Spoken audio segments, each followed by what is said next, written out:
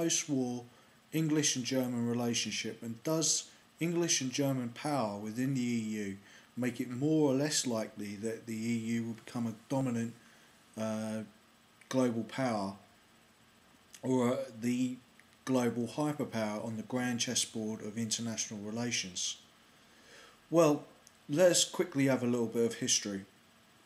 Where does the link between England and Germany begin? Well, the English, when they were in Germany, arguably created Germany. It was the English Alemannic alliance which defeated the Roman Empire and thus led to the arrival of the English in Britain under the leadership of Hengist and Horsa. That was in 449 AD.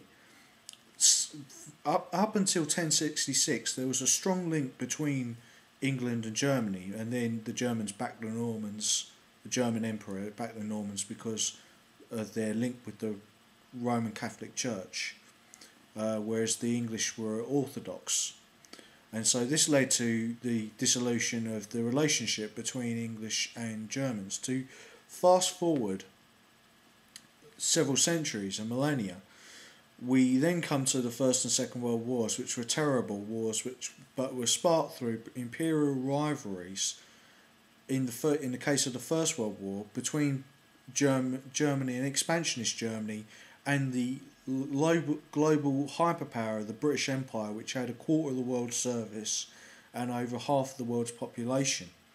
And that was focused in South Africa through the Rhodes and Milner group, who caused the war there between the Boer Republic, and who had a large German minority, and the English dominated British Empire.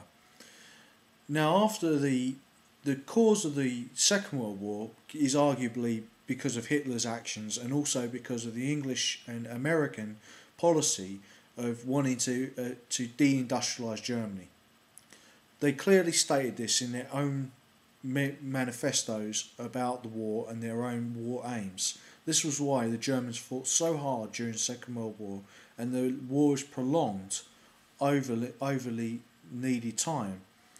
The English could simply have invaded Hamburg and knocked out the bridges over the Rhine and trapping the German armies in France, and then linked up with the Soviets, as Albert Speer said, and told the Allies to do this, to end the war quickly and spare Germany harm. But they didn't do this. The post-war aversion to war is thus understandable, but it also comes from German insecurity. The Adenauer Chancellor, the great Adenauer, said that Germany would not be a nuclear power, and this comes from the anti-war movement within Germany, and which is within the establishment, which is quite different to the English, who are quite expansionist and still, as we've seen in Libya, want to intervene in other countries' affairs, which is quite right in the case of Libya, in my view, as I am English and I have no problem with intervening. And we are a maritime power. It was the maritime power of the English that led to us being in this country, in Britain, in the first place. But can Germany have a maritime power? Can with the insecurity that I spoke about, and also the arrogance critics of Germans say, comes from that insecurity of the Germans being surrounded by foreign countries. Germany has been invaded over 157 times by its neighbours, whereas it has invaded its neighbours quite frequently itself, about 32 times. But the Germans are still quite aware that they are vulnerable. NATO, it was said, which was created by the Americans, and the Americans saw NATO and Europe as one entity. This was quite different from the British view, because the American view was to have NATO to keep the Germans down and to keep the Russians out, as Margaret Thatcher said. We all know my opinion on Margaret Thatcher. She was an evil bastard. But anyway, the victorious British imposed the European Union, and arguably it was English and German universities that created and trained the people who were to become the core of what became the European Union through the coal and steel tariff alliance, and then later on developed the European Union as a concept of a federal multinational state, and the Germany was and France were to be the core, with England on the outside. As Winston Churchill had said, there must be a strong France, a strong Germany, and a strong England. With the creation of the euro currency, we might say that now there needs to be a three-party alliance between France, Germany, and England. The old racial stereotypes have fallen away, and now we reveal that the Nordic and Celtic countries, which are at the core of Europe, which will be the most populous of Europe, will dominate Europe effectively through their economic and political, military, and their populace. Now, surprisingly, given that Germany has an 82 million population, it will be England that will, during the 2020s, that will be the largest power within the European Union. If England and Germany can combine their financial and export-led economies, respectively, then they will become a global power in their own right without even the European Union. And this is what I would like to see happen. France's population is increasing, and its native population is going up, but there are still 720 areas dominated by immigrants and Muslim fanatics, basically, which are no-go areas for France. So France is not necessarily in a strong position. It is also retreating from its empire, just as the British are still in the process of doing. The Germans are still bottled up in Europe, but can they become a maritime power?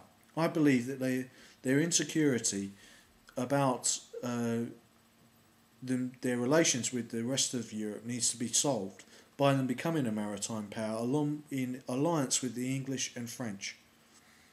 Minu 1999 says that Germany cannot become a maritime power, but the last time it was a maritime power was with the Spanish Empire, and also which led to the discovery and conquest of South America, and earlier on when Germany and England were a maritime power as one entity, the Anglo-Saxons, and you can see the influence of the Anglo-Saxons throughout England and Germany in the name places.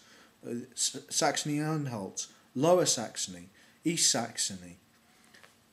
The effect of the English on Germany has been profound, in both the inception of the creation of Germany itself, to the World Wars, and then the imposition of the European Union and NATO on Germany, which was created including the legal basis, which was created by Lord Mackenzie, I believe, a conservative peer and legal expert, who created the Court of Human Rights, which is the legal basis on which other countries in the Mediterranean, Turkey, and even Israel and Iran may sometime in the future join the European Union, because their legal systems are being changed by the effects of corporations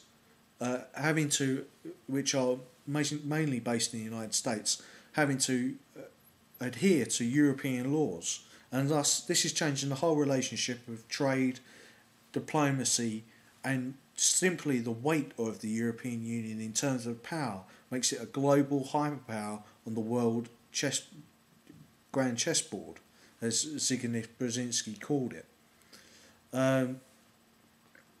What is certain is that if Europe is to become a global dominant power over China, and to help the United States keep the Western hegemony of the globe, then it needs to have a maritime domination and space domination, which is mostly led by the French and the British, over its territory and over the globe. So we need to increase our merchant fleet, and we need to increase our space and the naval power.